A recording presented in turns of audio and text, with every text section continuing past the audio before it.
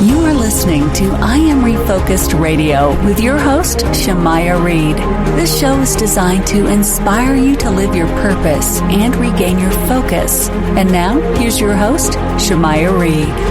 Welcome back to I Am Refocused Radio. We are here this morning with a very special guest. We have a legendary guest today, joined by Bill O'Reilly. We're going to talk about his amazing book that you need to get. It is Confronting Evil. Sir, first and foremost, you are a legend. Thank you for your time this morning. How are you doing? I'm good, Shemaya. How are you doing? Doing good, sir. When you look at the process of writing this book, saying evil is universal, ancient, and ever present, how do you personally define evil, and why do you think it continues to be such a powerful force across the history? It's a pretty easy definition. An evil person is someone who takes joy in hurting other human beings. About 15%, I estimate, of the world population is evil. They like inflicting harm on their fellow man or woman.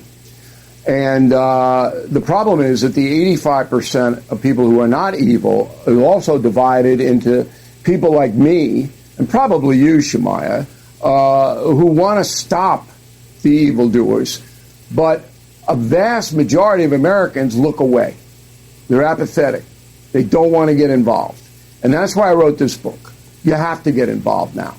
It's a critical mass. People are dying.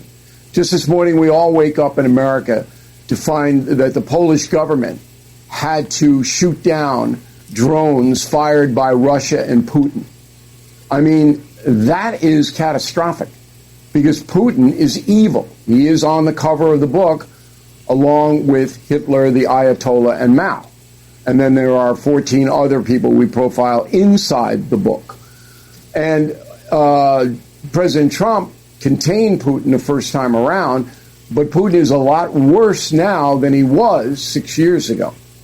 And he is someone who takes joy in murdering women and children. And people they can't get their arms around that, Shemaya.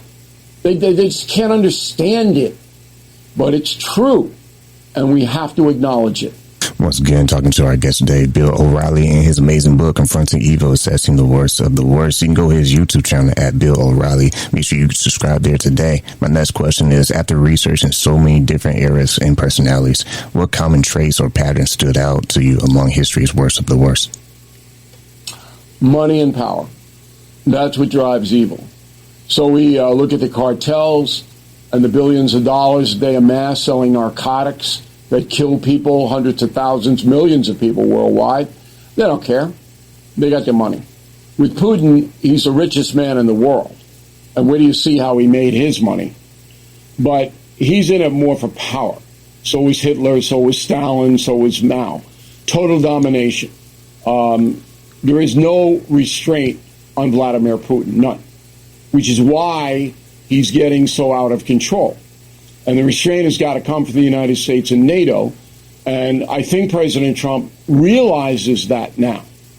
And it's going to be a very, very dangerous but fascinating chess game to see how the West attempts to neutralize Putin. When you assess the consequences, many figures you profile left devastating problems that lasted generations. What lessons should policymakers today take from those legacies?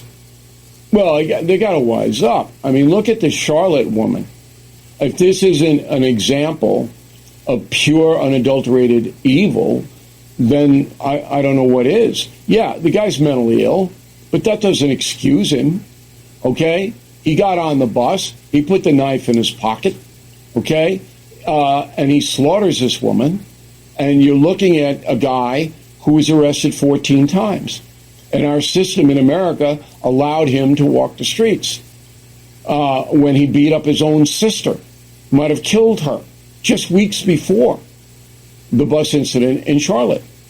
And we have to start holding judges and politicians accountable when they allow that kind of thing to happen.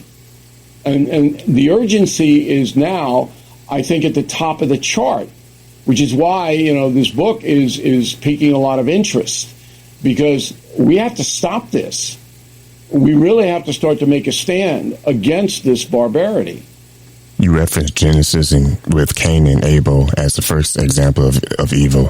What role do you think faith plays in helping people recognize and resist evil?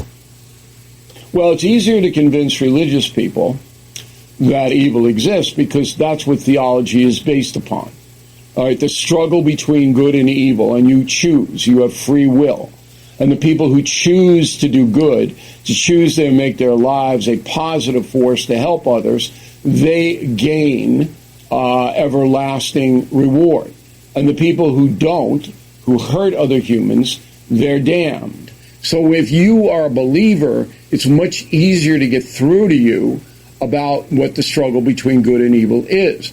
But we live in a secular country now where a religion is on the decline big time. And there are a lot of people who just float around. They have no philosophy of life. They don't believe in much. They're appalled by violence that they see, but maybe they're appalled for 20 minutes, and then they go back to their cell phone or whatever other bubble they are living in. And so I'm trying to reach those people. I'm trying to say, look, you got to get involved here because no society can stand up to slaughtering people in the streets. I mean, selling narcotics openly. This is barbaric behavior, and we are allowing it in America. It's got to stop. Once again, talking to our special guest today, the one and only Bill O'Reilly. Go to his YouTube channel, Bill O'Reilly, and get a copy of his book. It's Confronting Evil, Assessing the Worst of the Worst. Last question, I was saving the best for last. With a person like yourself with massive success, if you had one message for the next generation to dream big, what would you say to them right now? I want you to learn. I have a 21-year-old son, 26-year-old daughter, and then, it wasn't easy being my kids because I'm saying, look, you got to learn this, you got to learn that. I take them all over the world. I show them what it is. In order to be a positive force, Shemaiah, you have to know things. You got to put down a TikTok. All right, you got to stop the trivial pursuits. Not entirely. They're good as a relief system, but you really have to learn. You really have to pay attention. And that's my message for all younger Americans. Get out of yourself and do some good in this world. Like I always want to say to you, Bill, thank you for your time. My pleasure to talk with you. Thank you.